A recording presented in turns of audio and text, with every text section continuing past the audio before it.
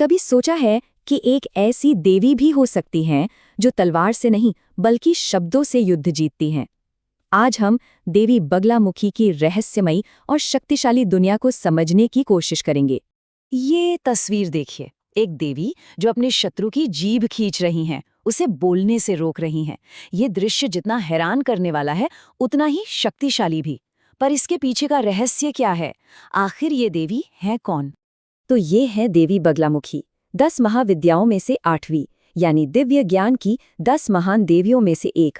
और इनका नाम ही इनकी शक्ति का पहला संकेत देता है, शत्रुओं को शांत करने की शक्ति और हमारे अपने मन को स्थिर करने की शक्ति। हर महान शक्ति के पीछे एक असाधारण कहानी होती है, और देवी बगलामुखी की कहानी तो एक ब्रह्मांडीय तूफान के बीच से शुरू होती है। जरा कल्पना कीजिए, एक ऐसा प्रलयंकारी तूफान, इतना शक्तिशाली कि वो पूरी सृष्टि को ही खत्म कर सकता था।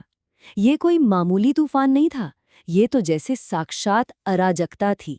बड़े बड़े देवता भी इस विनाशकारी शक्ति के सामने एकदम बेबस थे। हर तरफ बस डर और हताशा का माहौल था। जब कोई और रास्ता नहीं दिखा तो सारे देवता मदद के लिए भगवान विष्णु के पास पहुंचे, और उनका जवाब बहुत हैरान करने वाला था। उन्होंने कहा, कोई भी मौजूदा देवता इस संकट को नहीं रोक सकता।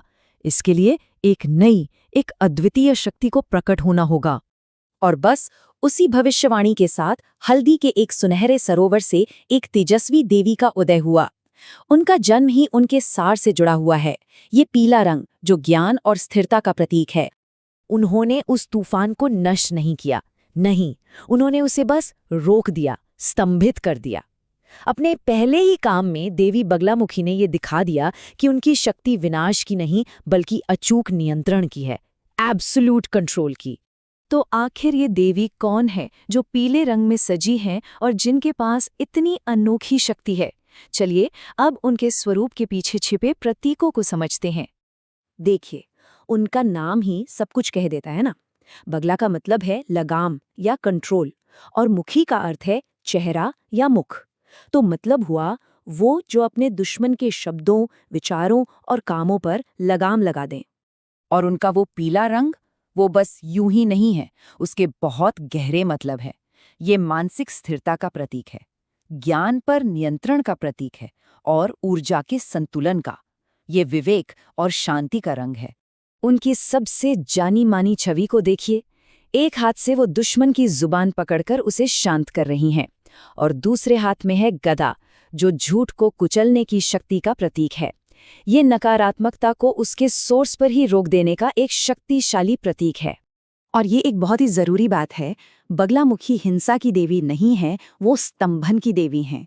वो अपने दुश्मनों को खत्म नहीं करती, वो उन्हें बस शक्तिहीन कर देती है, न्यूट्रलाइज कर देती हैं। लेकिन ये नियंत्रण की शक्ति असल में काम कैसे करती है? ये सिर्फ बाहरी दुश्मनों तक ही सीमित नहीं है, जैसा कि हम आगे देखेंगे। तांत्रिक परंपराओं में उनकी इस शक्ति को स्तंभन विद्या कहा जाता है। इससे आप ऐसे समझ सकते हैं कि ये किसी भी ऊर्जा को, चाहे वो शब्द हों, विचार हों या कोई काम, उसे बिना नष्ट किए स्थिर करने या कहें कि फ्रीज करने की कला है। ये एक बहुत ही सूक्ष्म लेकिन असरदार प्रक्रिया है। देखिए, सबसे पहले आपका विरोधी चुप हो जाता है, उसे शब्द नहीं मिलते। फिर भ्रम की स्थिति में वो गलतियां करने लगता है, और आखिर में बिना किसी लड़ाई झगड़े के जीत आपकी होती है। ये बिल्कुल शतरंज के उस खेल जैसा है जहां आपने अपने विरोधी को बिना एक भी मोहरा उठाए शय और मात दे दी हो। ये शक्ति सिर्फ अदालत या राजनीतिक बहसों के लिए नहीं है। बगलामुखी की सबसे बड़ी शिक्षा तो ये है कि यही शक्ति हमारे अंदर के सबसे बड़े दुश्मनों को शांत कर सकती है, जैसे कि डर, शक और वो नकारात्मक बातें जो हम खुद से करते रहते हैं। और यही बात हमें बगलामुखी की शिक्षाओं के बिल्कुल केंद्र में ले आती है, एक ऐसा सच जो इस बाहरी दुनिया से कहीं ज्यादा गहरा है। जरा सोचिए, अगर किसी के पास किसी भी चीज को नियंत्रित करने की शक्ति हो तो उसे क्या नियंत्रित करना चाहिए?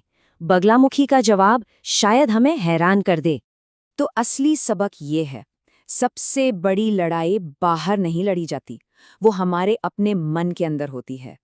हमारा सबसे बड़ा दुश्मन हमारा ही अस्थिर, बेचैन मन है।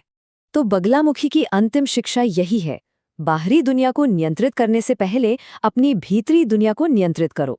अपने मन को स्थिर करो और बाहरी दुश्मन अपने आप शांत हो जाएंगे।